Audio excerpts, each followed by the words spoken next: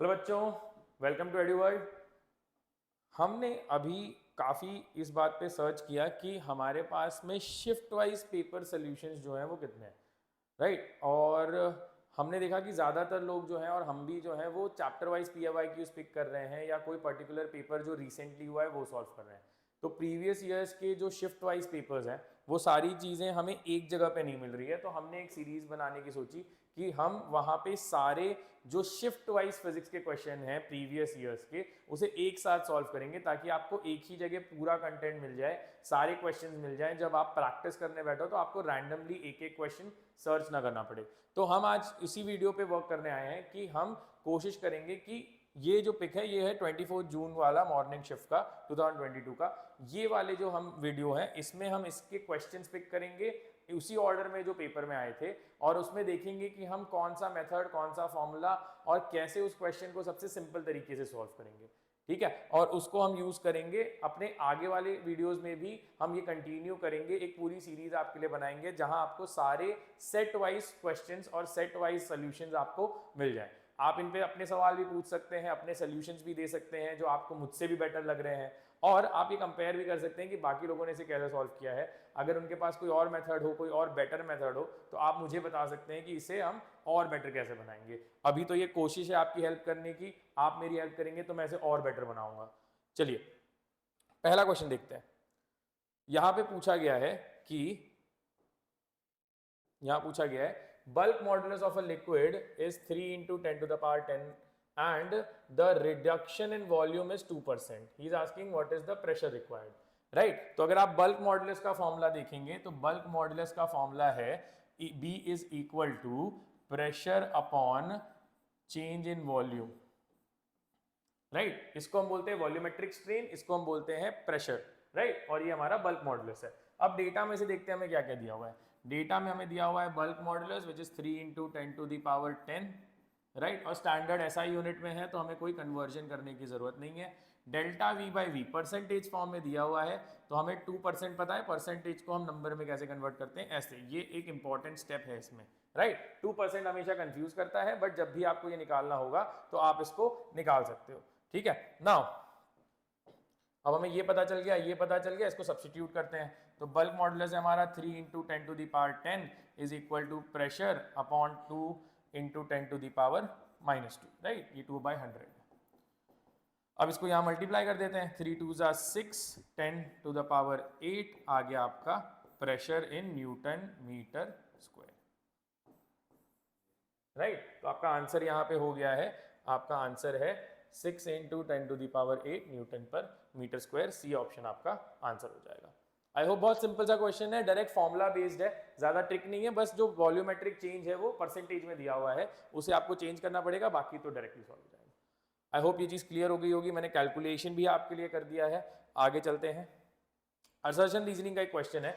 Assertion reasoning में वो कह रहा है कि in a uniform magnetic field speed and energy remain the same for a moving charge particle, right. अब इसका रीजन उसने ये बोला, moving charge particle experiences magnetic force perpendicular to the direction of the motion, right. अब अगर हम इसे देखते हैं तो हमारा force due to a magnetic field, अगर हम देखते हैं force due to a magnetic field, वो होता है Q into we cross B, right. तो हमारा जो V क्रॉस बी है, क्रॉस प्रोडक्ट, वो बेसिकली ये बताता है कि जो फोर्स है वो परपेंडिकुलर टू द वेलोसिटी है, राइट। और अगर वो परपेंडिकुलर टू द वेलोसिटी है तो परपेंडिकुलर टू द डिस्प्लेसमेंट भी है।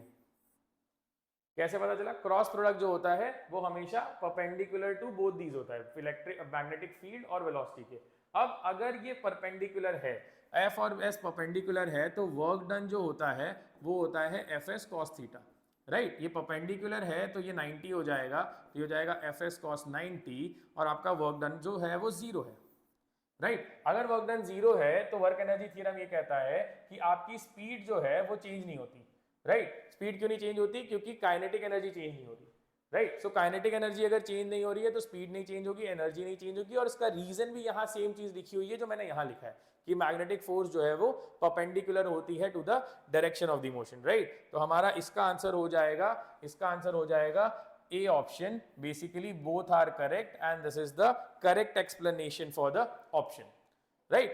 सिंपल डायरेक्ट थियरी क्वेश्चन है और ये चीज टेक्स्ट बुक एनसीईआरटी में लिखी हुई है कि अगर यूनिफॉर्म इलेक्ट्रिक फील्ड में कोई चार्ज बॉडी जा रही है तो उसकी जो एनर्जी है वो कांस्टेंट होगी, बिकॉज उस पर जो वर्क डन होगा वो जीरो होगा। आगे चलते हैं। Two identical sales each of EMF 1.5। Now whenever जब भी आपको इलेक्ट्रिक सेल का क्वेश्चन आएगा या इलेक्ट्रिक से रिलेटेड, इलेक्ट्रिसिटी से रिलेटेड क्वेश्चन आएगा तो मेक द डायग्राम। ये क्या बोल रहा है, दो आइडेंटिकल सेल्स दिए हुए हैं तो हम वो दो आइडेंटिकल सेल्स बना लेते हैं। एक सेल हमारा ऐसा है, दूसरा सेल हमारा ऐसा है, राइट। और ये हो जाएगा इसका, इसने इंटरनल रेजिस्टेंस नहीं दिया हुआ है, निकालने बोला है यहाँ पे, और इसका पोटेंशियल जो है वो 1.5 वोल्ट्स और 1.5 वोल्ट्स। फिर इसने क्या है कि connected in parallel across a parallel combination of two resistors each of resistance 20, right. So दोनों के रेजिस्टेंस कितनी है हमारी, two resistance and parallel combination, right. So parallel combination अगर बोल रहा है तो इससे पैरेलली कनेक्ट कर देते हैं। तो ये हमारा पैरेलल कॉम्बिनेशन हो गया 20 और 20।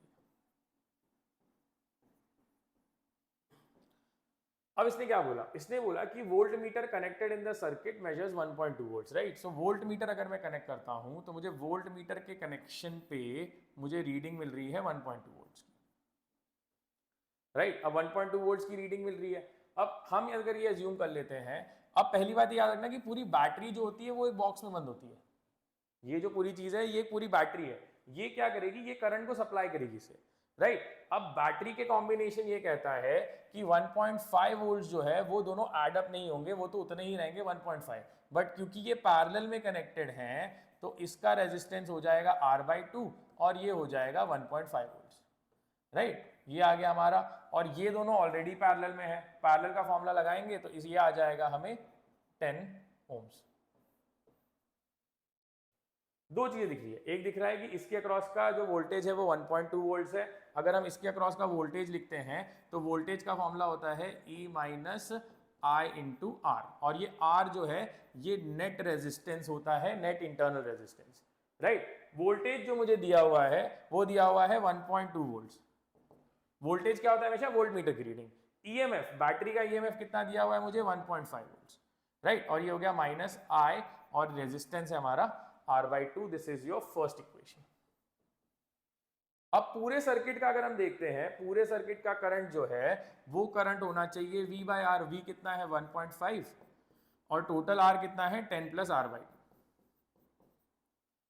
राइट। सो यहां से मुझे क्या आ रहा है, इसको अगर थोड़ा सा सिंप्लीफाई करते हैं तो मुझे आ रहा है IR/2 is equal to 0.3 and I is basically this much. इन दोनों को साइमल्टेनियसली अगर आप सॉल्व करोगे तो आपको R की वैल्यू आ जाएगी 5। इसका आंसर है सी।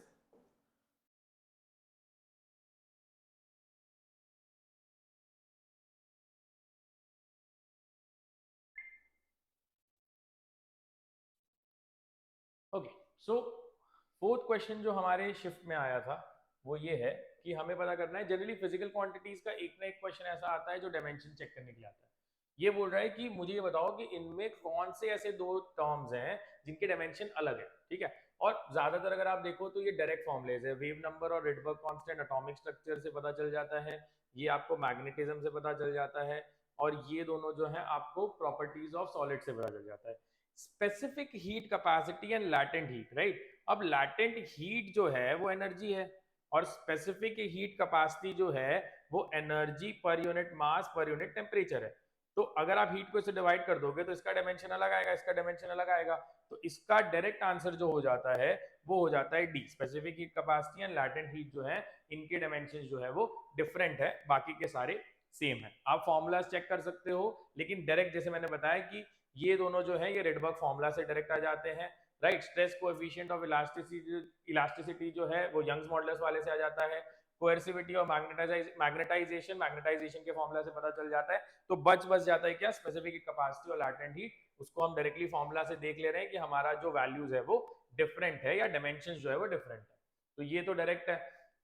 अगला चीज अगर हम चेक करते हैं तो अगला क्वेश्चन है, a projectile is projected with velocity 25 meter per second at an angle theta with horizontal.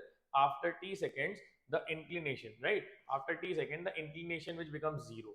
अब बच्चों याद रखना, ये जो होता है ना हर एक क्वेश्चन में एक ट्रिक पॉइंट होता है। ट्रिक पॉइंट क्या होता है, वो ये बताता है कि क्वेश्चन सॉल्व कहां से होगा। ठीक है, और ये इस क्वेश्चन का ट्रिक पॉइंट है। जिसने क्या बोला कि टी टाइम पे हॉरिजॉन्टल जो है inclination with horizontal is 0, right, और इसने बताया रेंज मैंने आर दे दी है, टी टाइम बता दिया, एंगल ऑफ प्रोजेक्शन थीटा दे दिया, वेलोसिटी दे दी। अब इन सब को यूज करके मुझे ये बताना है कि जो मेरा थीटा था इनिशियल प्रोजेक्शन का, जो वेलोसिटी जो मुझे मिली थी, सॉरी एंगल जो मिला था, वो मुझे पता करना है। ठीक है, तो इसको हम पिक करते हैं, इसको हम ले चलते हैं हमारे नोट पे, इसको हम ले चलते हैं हमारे नोट पे। तो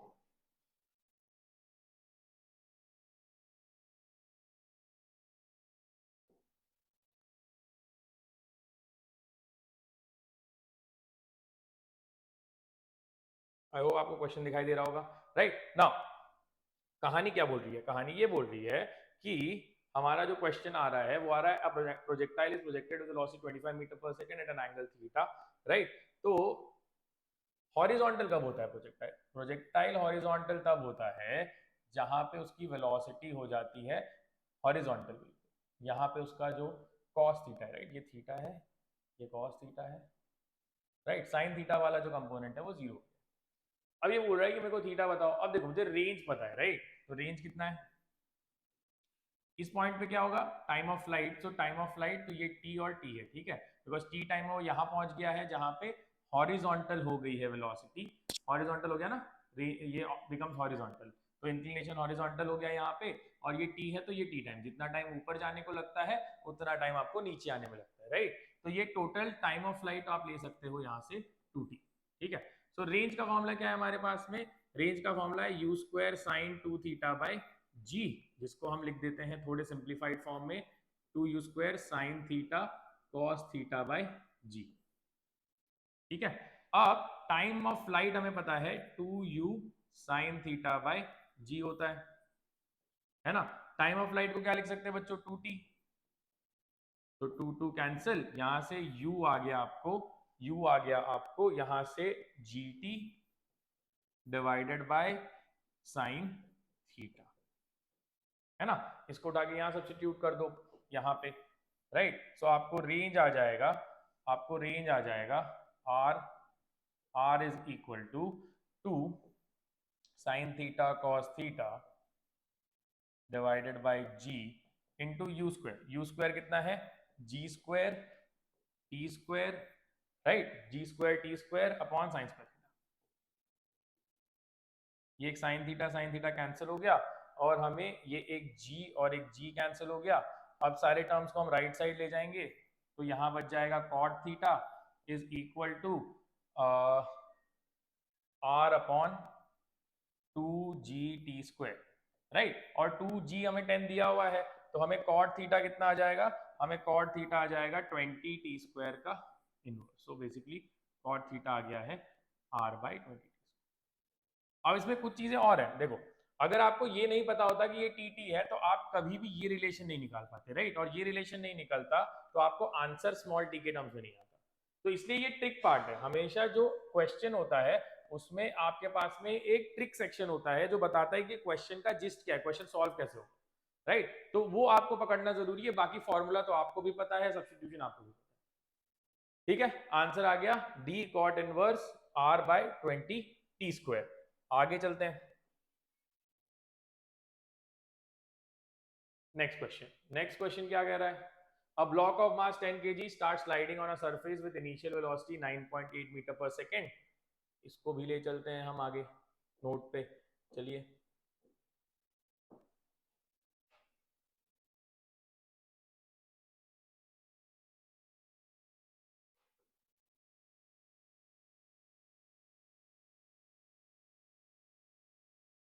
ओके, अब देखो क्या हो रहा है, ये बोल रहा है a block of mass 10 kg starts sliding, a block of mass 10 kg starts sliding on a surface with initial velocity 9.8 metre पर सेकेंड। तो ये हमारा सरफेस है, यहाँ पे एक ब्लॉक है, ये स्टार्ट कर रहा है 9.8 मीटर पर सेकेंड से। Coefficient of friction is 0.5, distance covered before coming to rest, distance हमारा गायब हो गया, डिस्टेंस हम चेक कर लेते हैं, डिस्टेंस कितना है 0.5, कोएफिशिएंट ऑफ विस्कोसिटी 0.5 दिया हुआ है, एंड डिस्टेंस कवर्ड हमें पता करना है, ठीक है, चलो। सो ये 0.5 दिया हुआ है, डिस्टेंस कवर्ड हमें निकालना है, तो ये बोल रहा है कोएफिशिएंट म्यू का वैल्यू मैं आपको 0.5 दे दे रहा हूँ इस सरफेस, ये 9 पॉइंट मीटर पर सेकंड से जा रहा है, यहाँ जाके समझो रुक गया। यहाँ पे वेलोसिटी कितनी हो गई, फाइनल वेलोसिटी हो गई 0, इनिशियल वेलोसिटी दी हुई है, और हमें क्या निकालना है, distance covered by the block before coming to rest. तो v पता है, u पता है, s निकालना है।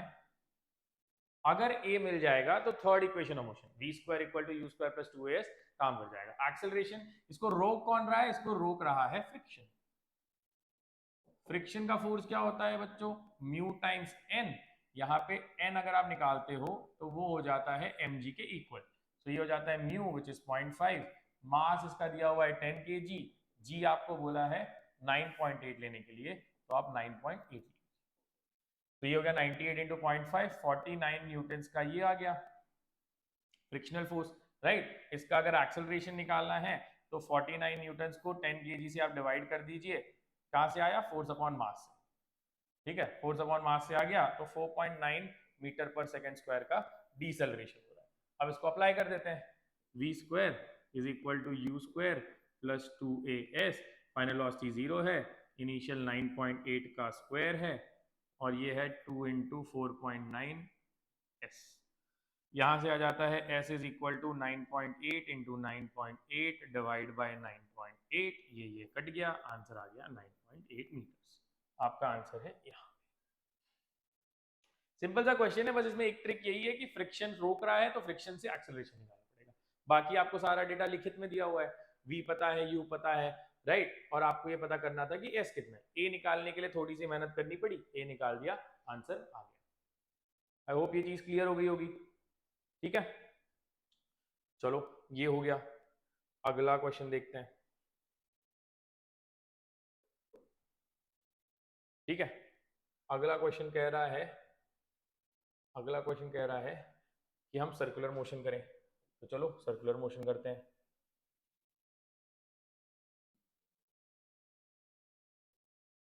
सर्कुलर मोशन अगर हम करते हैं तो क्या होता है, राइट। अब देखो 100 ग्राम का स्टोन है और 2 मीटर के वायर से बंधा हुआ है, थ्रेड से बंधा हुआ है और गोल गोल घूम रहा है। इंपॉर्टेंट यहाँ पे फिर से ट्रिक है कि ये हॉरिजॉन्टल सर्कल पे, हॉरिजॉन्टल प्लेन पे घूमती हुई बॉडी पे वेट का जो इफेक्ट होता है वो नहीं होता, वर्टिकल में होता है क्योंकि वेट उसको नीचे खींचता है। लेकिन अगर आप हॉरिजॉन्टल पे घूम रहे हो तो सब जगह सेम ग्रेविटी लगेगी, तो उस पे उसको कोई फर्क नहीं पड़ता। तो ये बोलता है भाई मैं घूम रहा हूँ, सेंटर की तरफ मेरा टेंशन खींचेगा, बाहर की तरफ मेरा सेंट्रीफ्यूगल खींचेगा। तो ये सेंट्रीफ्यूगल, ये टेंशन, तो टेंशन हो गया basically equal to centrifugal force. Question solve हो गया। इसने हॉरिजॉन्टल बोला, मैंने ये लगा दिया, टेंशन मुझे दिया हुआ है 80 न्यूटन। सेंट्रीफ्यूगल कितना होता है बच्चों, m omega square r। Omega इसलिए यूज किया क्योंकि उसने रिवॉल्यूशन दिया हुआ है, राइट, रेवोल्यूशन। एक चीज और ध्यान रखना, ये रेवोल्यूशन पर मिनट में दिया हुआ है, तो ये ट्रिक क्वेश्चन है रेवोल्यूशन पर मिनट वाला, कि रेवोल्यूशन पर मिनट में अगर आपने ध्यान नहीं दिया तो आपका आंसर गलत हो जाएगा। अभी बताऊंगा इसको कैसे सॉल्व करना है, पहले ओमेगा देखते हैं। ये 80 पता है, मास ऑफ स्टोन 100 ग्राम्स है, हम एसआई यूनिट में सॉल्व करते हैं तो डिवाइड बाय 1000 ओमेगा स्क्वायर, और radius of the revolution is 2 meters long. तो ये डबल जीरो चले गए, ये आ गया 800 बाई 2 400, और ओमेगा स्क्वायर, तो यहां से आपको आ गया ओमेगा इज 20। लेकिन इसने क्या दिया है बच्चों, इसने दिया है रेवोल्यूशंस पर मिनट। रेवोल्यूशंस पर मिनट मतलब नंबर ऑफ रोटेशंस होता है, नंबर ऑफ रोटेशंस। तो बेसिकली हम ये लिख सकते हैं कि हमारी फ्रीक्वेंसी आ रही है ओमेगा बाई 2 पाई, मतलब ओमेगा 20 डाल देंगे 10 बाई पाई आ गया। लेकिन फिर से ये क्या है, ये है रेवोल्यूशन पर सेकेंड, पर मिनट चाहिए तो will have to divide it by 60, divide by 60 करेंगे ऊपर चला जाएगा क्योंकि ये पर सेकंड है, राइट। ऐसे भी कर सकते हो, एक सेकंड में कितने रेवोल्यूशंस हैं, 10 बाय पाई। हमें क्या चाहिए पर मिनट, मतलब 60 सेकंड्स में x, क्रॉस मल्टीप्लाई कर दो, x आ जाएगा 600 बाय पाई रेवोल्यूशंस पर मिनट। तो आपका आंसर आ गया 600 बाय पाई, ठीक है। ये चीज आपको ध्यान रखनी है, ये चीज इसलिए इंपॉर्टेंट है क्योंकि ये चीज रेवोल्यूशंस पर मिनट में है, राइट। ये फॉर्मूला आप ऑलरेडी पढ़ चुके हो, आप वेव्स में पढ़ चुके हो, वेव्स के बाद में एसएचएम में पढ़ चुके हो, राइट। उसके बाद में आपने फिर से अल्टरनेटिंग सर्किट्स में पढ़ा है। ये कहानी भी आपको ऑलरेडी न्यूटन्स लॉ से आती है। तो सिंपल क्वेश्चन, बस इसको थोड़ा सा ट्रिकी बनाने के लिए इन्हें रेवोल्यूशंस पर मिनट में। आई होप ये चीज क्लियर हो गई होगी। आगे चलते हैं। A vertical electric field of magnitude 4.9 into 10 to the 5 just prevents a water droplet of mass 0.1 grams. चलो इलेक्ट्रिक फील्ड आ गया, अब इलेक्ट्रिक फील्ड लगाते हैं। कोई भी क्वेश्चन लगाने के लिए डरने की जरूरत नहीं है। थियोरिटिकली अगर आपको चीजें पता है, तो ज्यादा डिफिकल्टी क्वेश्चन सॉल्व करने में नहीं है, राइट? चलो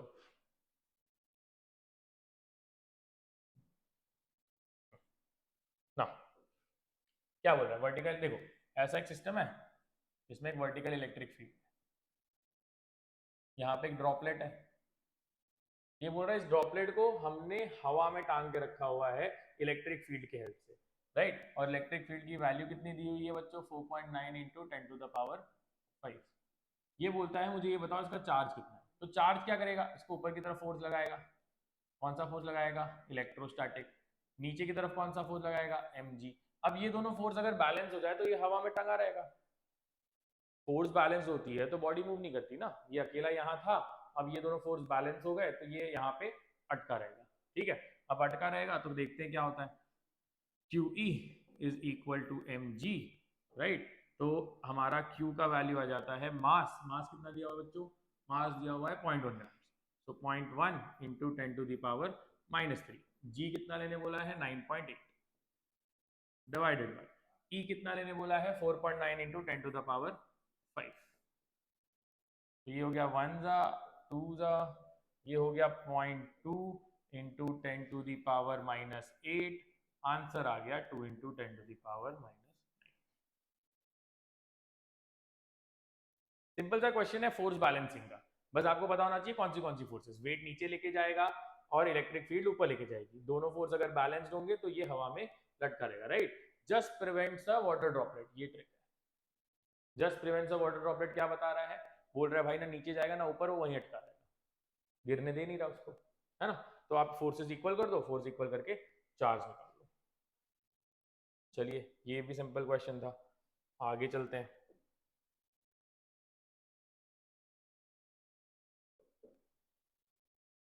ये आई थिंक इस सेट का बहुत अच्छा क्वेश्चन है, बिकॉज थियोरेटिकली स्ट्रांग होना पड़ेगा, साथ में थोड़ा सा कैलकुलस भी आना पड़ेगा, तब ये क्वेश्चन सॉल्व होता है, ठीक है? लेकिन ये डिफिकल्ट नहीं है, ये सिर्फ थोड़ा सा लेंथी है सॉल्विंग में ना। क्या कंसेप्ट है वो पिक करते हैं हम, बिकॉज कंसेप्ट पिक करना जरूरी है। कंसेप्ट अगर क्लियर होगा तो क्वेश्चन सॉल्व हो जाएगा, राइट? तो कंसेप्ट क्या बोल रहा है? कंसेप्ट ये बोल रहा है कि इसने पूछा है कि मुझे चेंज इन काइनेटिक एनर्जी बताओ।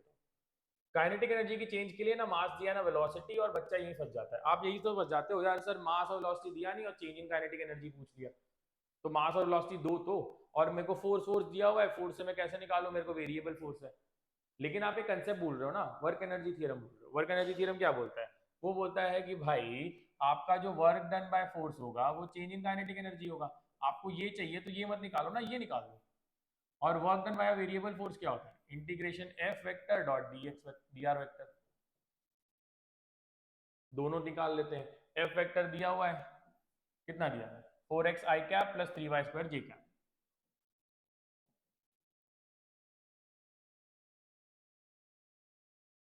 डॉट dr वेक्टर क्या होता है बच्चों? मैंने लिखा के दिया हुआ है, dx i cap plus dy j cap, right? हमारे पास ये है। अब इसका डॉट प्रोडक्ट ले लेते हैं और देखते हैं कि क्या होता है। तो इसका डॉट प्रोडक्ट लेने पे हमें आता है 4x dx plus integration 3y square dy। अब यहाँ पे वेरिएशन किसका है? x का। x कितना वेरी हुआ? x वेरी हुआ 1 से लेके 2 तक, तो x जाएगा 1 से 2। y कितना वेरी हुआ? 2 से 3 तक, तो y जाएगा 2 से 3, right? Now if I integrate this, 4x का हो जाएगा x square by 2x square from 1 से 2, प्लस ये हो जाएगा y cube from 2 to 3। Now if I substitute, what I get is 2x square, x को 2 डाला तो हो गया 8 माइनस 2, प्लस 3 डाला तो 27 माइनस 8, ये आ जाएगा 25 जूल्स।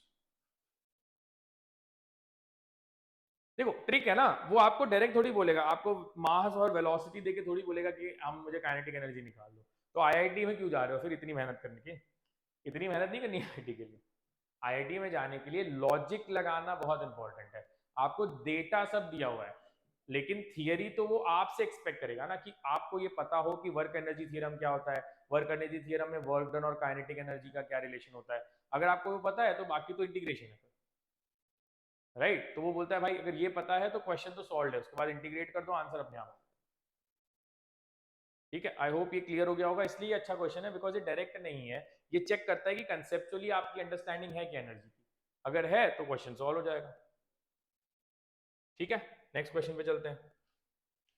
नेक्स्ट क्वेश्चन क्या बोल रहा है, नेक्स्ट क्वेश्चन ये बोल रहा है approximate height of surface of the earth. ठीक है, ये अच्छा क्वेश्चन है ग्रेविटी का, ग्रेविटेशन का एक्चुअली। ठीक है, ये बोलता है कि भाई ये मुझे ये बताओ कि कितने हाइट पे जो वेट है किसी बॉडी का वो 1/3 हो जाएगा।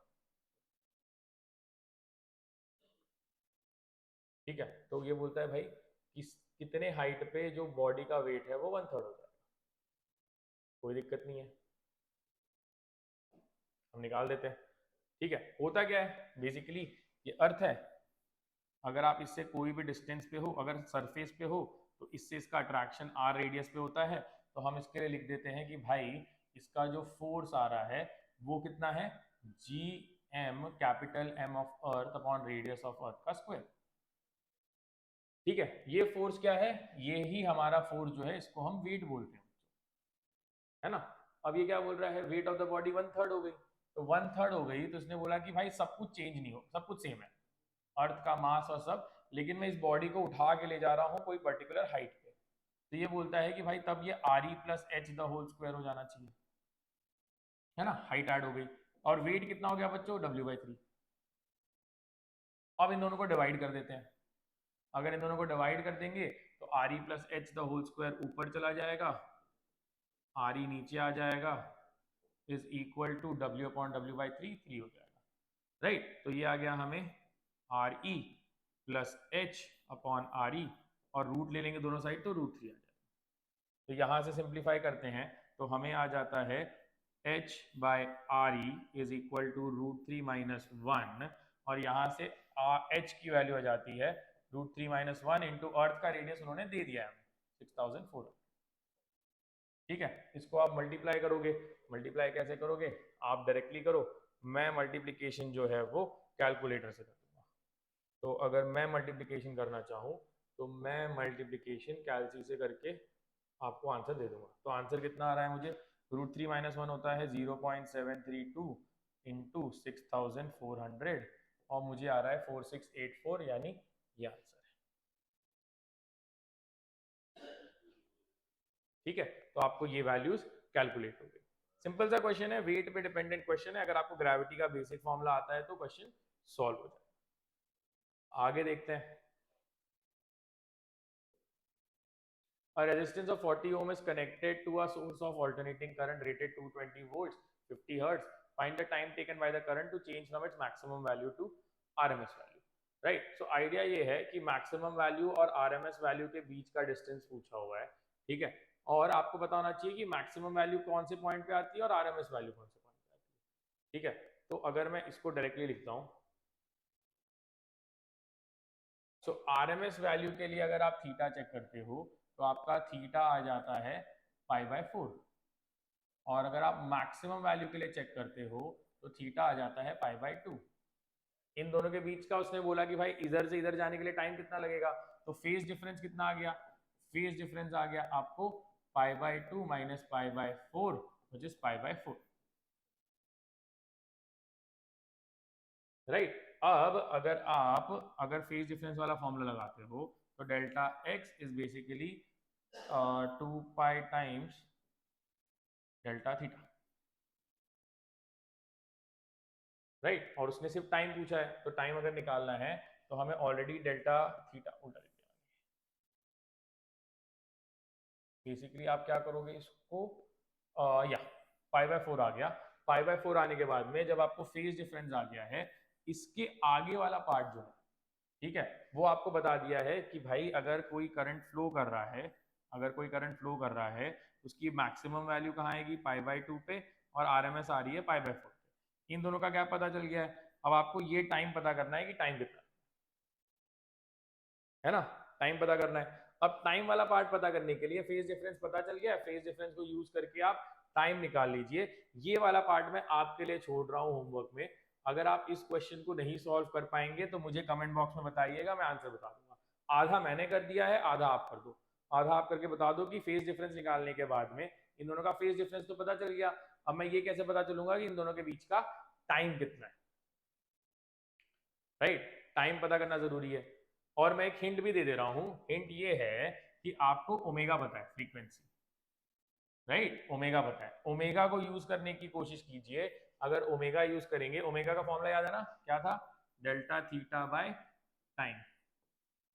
ओमेगा पता है, डेल्टा थीटा निकाल दिया हूं, टाइम निकालना है। होमवर्क के लिए सॉल्व करना, अगर ये आंसर नहीं आएगा तो मैं फिर से सॉल्व कर दूंगा, ठीक है?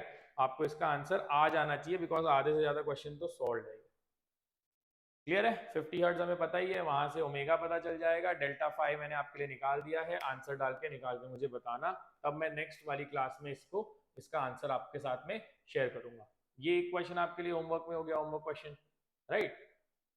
आधा मैंने सॉल्व किया, आधा आप करोगे। Next, equation of two waves are given by 5 sin 2 pi x minus vt and this. These waves are simultaneously passing through the string. The amplitude of the resulting wave is, right? Resulting wave का amplitude निकालना है, चलो निकालते हैं। पहले इसको erase कर लेते हैं। अब यहां से इस क्वेश्चन को उठा ले चलते हैं।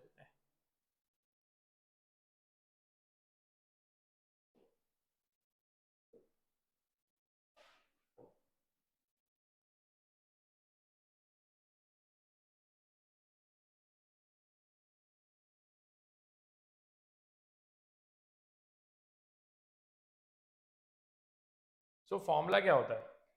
फॉर्मूला होता है कि resultant is basically a1 square plus a2 square plus 2a1 a2 cos phi। Phase difference, ठीक है? फेज डिफरेंस कैसे निकालोगे, इसको देखो ध्यान से। y1 क्या है?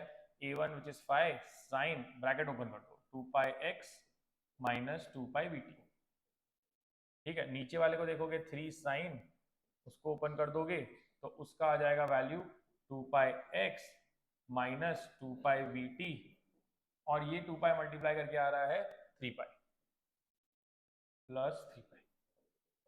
ये हमारा 5, ये हमारा a1 है, ये हमारा a2 है। कुछ नहीं, उठा के यहाँ डाल दो। a1 स्क्वायर कितना आएगा? 5 square is 25, 3 square is 9, 2 5 are 10, 10 3 are 30 and cos 3 pi is minus 1. 25 plus 9 is 34 minus 30 root 4। Simple direct formula application है, बस इसमें ट्रिक ये किया है आपको कि ट्रिक ये है कि उसने जो इक्वेशन दिया हुआ है उसमें 2 पाई कॉमन निकाला हुआ है, तो आप मल्टीप्लाई करके पहले पता कर लो कि फेज डिफरेंस करो। फेज डिफरेंस पता चल गया, फॉर्मूला में डाल दो, आंसर आ जाएगा, ठीक है? Direct question, direct answer, easy, right? ये क्लियर हो गया, आगे देखते हैं।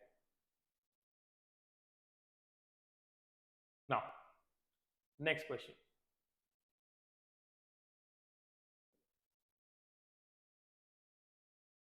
ठीक है? A plane electromagnetic wave travels in a medium of relative permeability 1.61 and relative permittivity 6.44.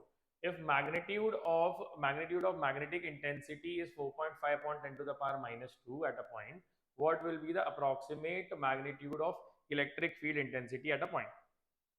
Right? अब ये बेसिकली क्या कनेक्ट करने बोल रहा है पता है? ये आपको कनेक्ट करने बोल रहा है परमिटिविटी को मैग्नेटिक फील्ड और इलेक्ट्रिक फील्ड से, ठीक है? तो अगर हम इस वाले क्वेश्चन को देखते हैं तो इसमें फॉर्मूला बहुत सिंपल है, फॉर्मूला बहुत कॉम्प्लिकेटेड नहीं है, लेकिन हमें समझना है कि इलेक्ट्रोमैग्नेटिक रेडिएशन का डायरेक्ट क्वेश्चन है ये, ठीक है? इलेक्ट्रोमैग्नेटिक रेडिएशन का डायरेक्ट क्वेश्चन है ये, और बहुत सिंपल है अगर आप इसको सॉल्व करने जाए तो, ठीक है? तो सॉल्व करने जाएंगे तो बहुत ज्यादा डिफिकल्ट नहीं आएगा। कैसे? देखो, हमें पता है कि वेलोसिटी ऑफ लाइट जो होती है वो होती है 1/μ0 एप्सिलॉन, राइट? किसी भी चीज की वेलोसिटी अगर चाहिए होती है तो वो होती है 1/μ इंटू एप्सिलॉन। रिलेटिव अगर चाहिए होती है तो वो होती है एप्सिलॉन बाय एप्सिलॉन नॉट, ठीक है? और म्यू आर चाहिए होता है तो होता है म्यू बाय म्यू नॉट। ये दोनों वैल्यूज दी हुई है, ठीक है? तो आप क्या करोगे, ये जो c बाई वी है, ये c बाई वी अगर आप कैलकुलेट करते हो तो c बाई वी, इसने क्या पूछा है? c की वेलोसिटी दी हुई है, राइट? हमें पूछा है कि मैग्नेटिक कहाँ गया, मैग्नेटिक इंटेंसिटी दी हुई है और इलेक्ट्रिक फील्ड पूछी हुई है, ठीक है। तो ये आ गया हमें, तो हमारे पास में ये आ गया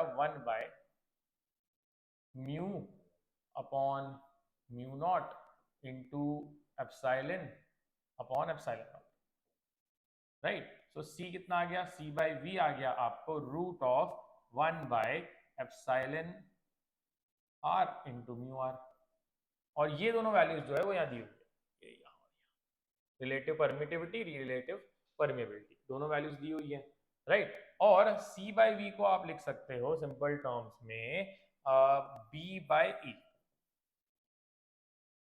राइट। सो इलेक्ट्रिक फील्ड क्या हो जाएगी, इलेक्ट्रिक फील्ड हो जाएगी b into root mu R epsilon R, right.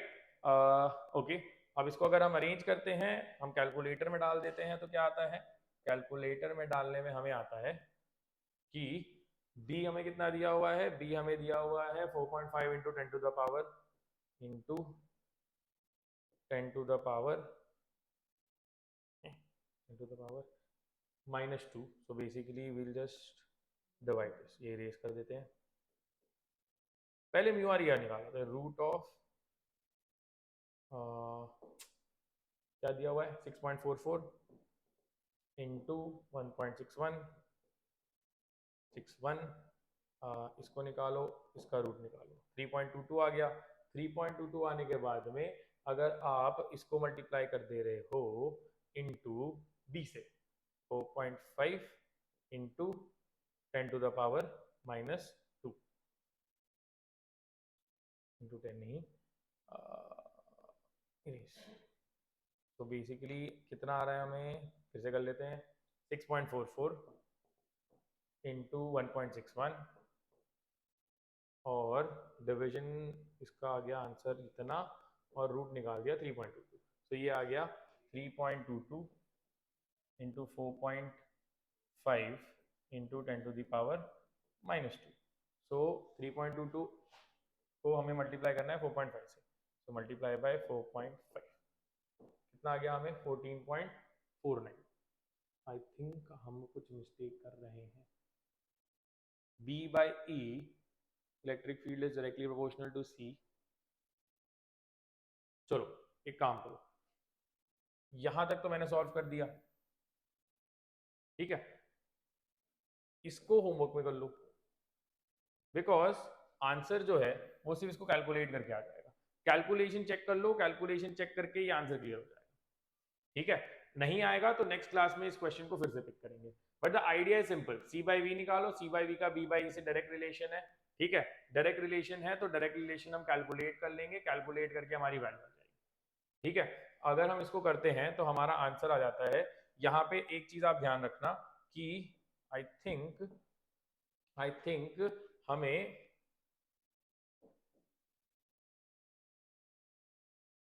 E by B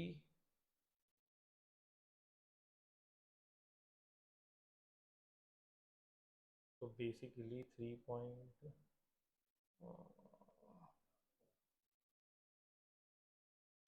क्या रह गया, हाँ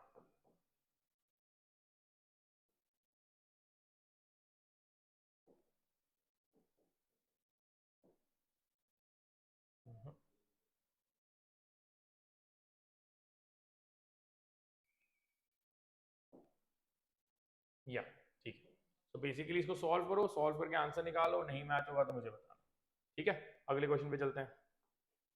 इलेक्ट्रोमैग्नेटिज्म का सिंपल क्वेश्चन है, फॉर्मूला लगा दिया है मैंने, आंसर आप निकाल लेना, अगर नहीं आएगा तो मैं नेक्स्ट क्लास में पिक कर लूंगा। आगे देखते हैं। Rutherford model direct question theory का बहुत इजी नंबर है।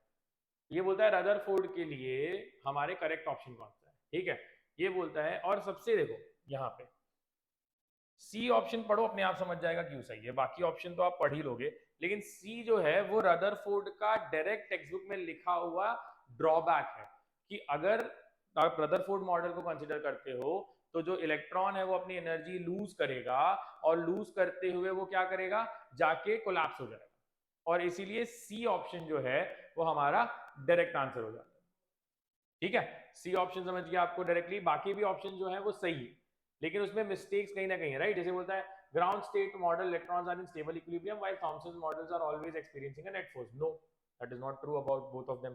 ठीक है, तो सारे फॉल्स हैं। ये जो है ये ट्रू है बिकॉज ये इसके ड्रॉबैक में डायरेक्टली दिया हुआ है टेक्स्ट बुक में, राइट बच्चों? ड्रॉबैक पढ़ा होगा अगर आपने तो डायरेक्टली ये दिया हुआ है, इसलिए डायरेक्ट क्वेश्चन है और इजी आंसर, इसलिए मैंने बोला इजी क्वेश्चन है, right? Nucleus A is having mass number 220 and its binding energy per nucleon is 5.6 mega electron volt. It splits into two fragments B and C of mass number this and this. Binding energy of nucleon is 6.4. Then find the energy released. कुछ नहीं भाई, ये था, इससे ये दोनों बन गए, दोनों की एनर्जी माइनस कर दो, आंसर आ जाएगा। नहीं समझा? चलो देख लो, बहुत सिंपल सा क्वेश्चन है ये, बहुत बहुत ही सिंपल सा क्वेश्चन है, बिकॉज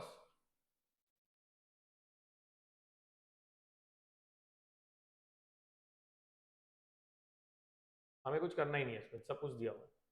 ठीक है, तो हम अगर देखते हैं तो बाइंडिंग एनर्जी पर न्यूक्लियन कैसे निकालेंगे? इसकी मुझे पता है कि प्रोडक्ट की कितनी हो जाएगी, 6.4 इंटू 105 प्लस 115 माइनस ये जो 220 है इंटू 5.6।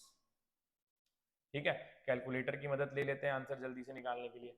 ठीक है, कैलकुलेटर क्या बोलता है भाई? ये बोलता है 105 प्लस 115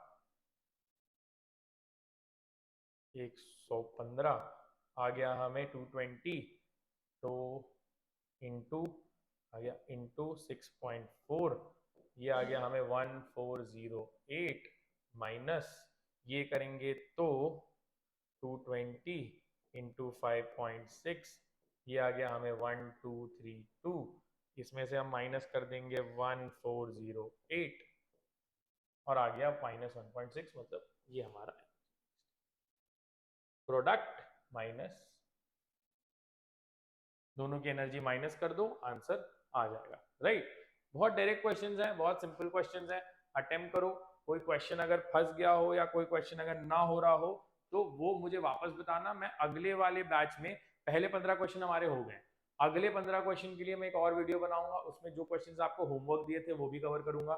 ठीक है, अगर उसमें कुछ मिस्टेक होगी या कुछ होगा तो मुझे कमेंट करके बताइएगा। यहाँ तक मैंने कोशिश किया है कि सबसे सिंपल सबसे एलिगेंट सोल्यूशन बता दूं आपको, ताकि आपके टाइम भी बचे और आपको पता चले कि हम ये क्वेश्चंस जल्दी कर सकते हैं, बहुत ज़्यादा टाइम लगाने की ज़रूरत नहीं है। यहाँ तक आप इसे प्रैक्टिस कीजिए। अगर आपको कोई भी और मुझसे हेल्प चाहिए तो उसे आप कमेंट बॉक्स में बताइए, मैं उस पर भी वीडियोस लेके आऊँगा। अभी हमने फर्स्ट 15 क्वेश्चंस कर लिए इस सेट के, अगले 15 मैं नेक्स्ट सेट में लेके आऊँगा, लेकिन उसके लिए आपको मुझे बताना पड़ेगा कि उसकी आपकी रिक्वायरमेंट है, बिकॉज मैं सारे क्वेश्चंस बनाता जाऊँ और आपको उसकी ज़रूरत ही नहीं हो तो उसका कोई मतलब नहीं है। Ask for it, I will make it. तब तक इसे देखिए, बताइए, आपके पास कोई और बेटर सोल्यूशन होगा तो I will be like to see that in the comments, उसे ऐड कीजिए। Thank you.